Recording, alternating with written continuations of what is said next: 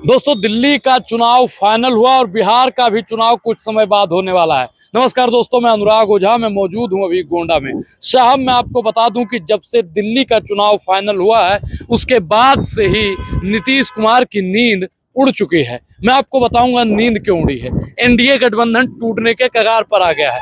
साहब, आपको जानकर बड़ा ही आश्चर्यचकित होगा कि जिस प्रकार से भारतीय जनता पार्टी नीतीश चाचा के साथ में अपनी सरकार चला रही है, ठीक उसी प्रकार नीतीश चाचा को दूध की मक्खी की तरह निकालने का एक प्रोग्राम भी चल रहा है। बिहार में हमारे काबिल मित्रों से जब बात होती है तो उनका जो डाटा और आंकड़ा आता है मैं आपको बताऊंगा, क्योंकि सच दिखाना सिर्फ और सिर्फ सोशल मीडिया का काम है। मैं बार बार जो बोलता हूं कि सोशल मीडिया ही सच्चा मीडिया है, सोशल मीडिया ही लोकतांत्रिक मीडिया है। जो बड़का बड़का मीडिया है वो आपको ये बात कभी नहीं बताएगा जो मैं आज आपको बताने जा रहा हूँ।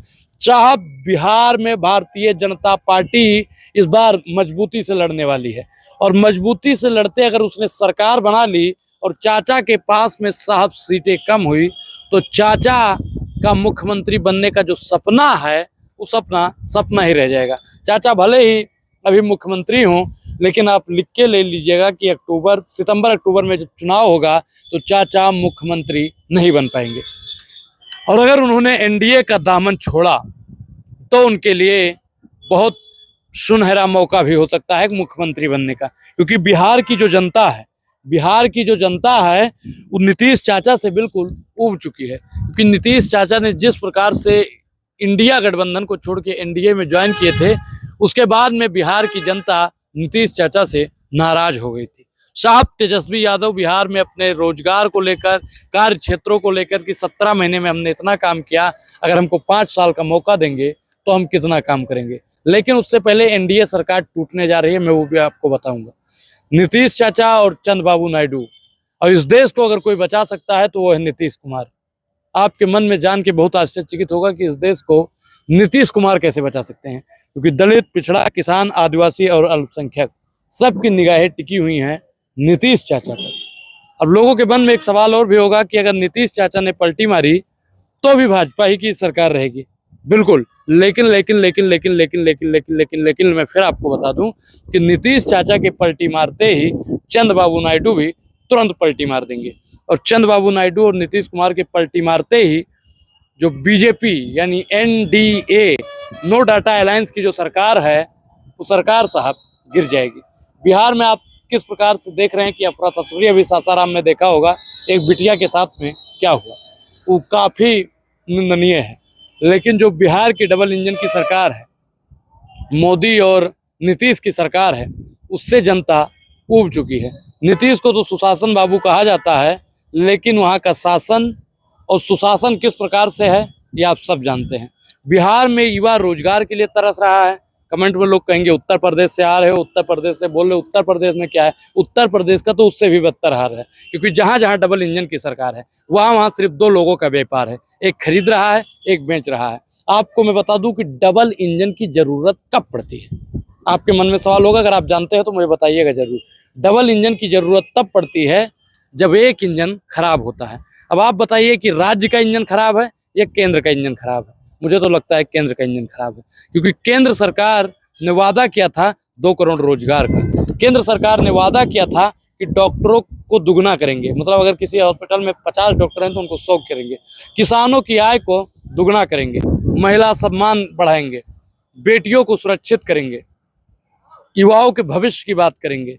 और एक चीज़ और बताएं कि हरियाणा में जो जयशाह के पापा अमित शाह ने कहा था कि हमारी सरकार बनते ही अग्निवीर को परमानेंट किया जाएगा, अभी तक नहीं हुआ।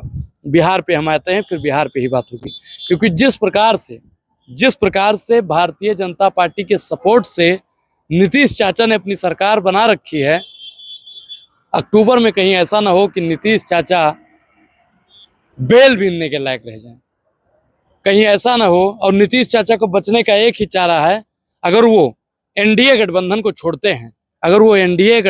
छोड़ते हैं और इंडिया गठबंधन में जाकर शामिल होते हैं तो बिहार की जनता हो सकता है कि उन पर फिर से विश्वास जता ले।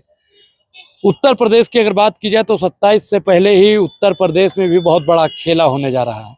योगी आदित्यनाथ की छवि दिन ब दिन धूमिल हो रही है। प्रधानमंत्री नरेंद्र मोदी जी की बात की जाए तो उनका जो विदेशों में डंका बज रहा था, वो डंका साहब पूर्ण रूप से खोखला हो चुका है।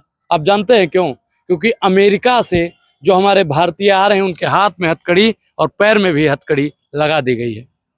दूसरे देशों में एक देश है, मैं नाम भूल रहा हूं, कि वहां की 98 लाख आबादी है।